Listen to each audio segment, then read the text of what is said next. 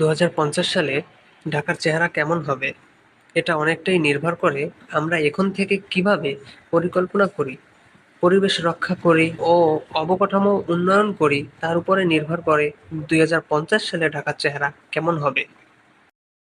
জনসংখ্যা ও ভিড় বর্তমান হারে বৃদ্ধি চললে ঢাকার জনসংখ্যা 2 কোটি থেকে 3 কোটির উপর পৌঁছাতে পারে।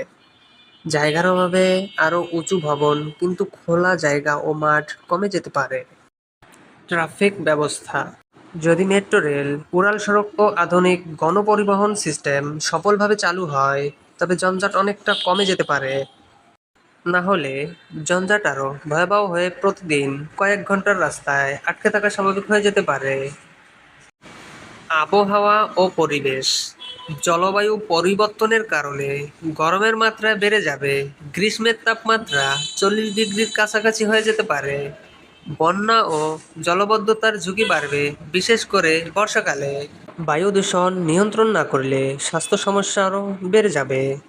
প্রযুক্তি ও জীবনযাপন স্মার্ট সিটি সিস্টেম, কৃত্রিম বুদ্ধিমত্তা, এআই ভিত্তিক ট্রাফিক নিয়ন্ত্রণ, ই গভর্নেন্স ও ডিজিটাল সেবা অনেক বেশি প্রচলিত হবে। অনলাইন শপিং, ড্রোন ডেলিভারি, বৈদ্যুতিক গাড়ি ও স্বয়ংক্রিয় যানবাহন সাধারণ হয়ে যেতে পারে।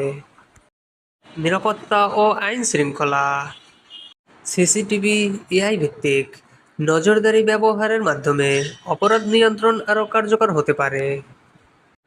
সংক্ষেপে 2050 সালের ঢাকা হবে একদিকে প্রযুক্তি সমৃদ্ধ এবং অন্যদিকে জলবায়ু পরিবর্তন ও জনসংখ্যা সমৃদ্ধ চাপে থাকা একটি শহর, যেখানে সুন্দর রাখতে হলে এখন থেকেই পরিকল্পনা ও কার্যক্রম পদক্ষেপ নিতে হবে।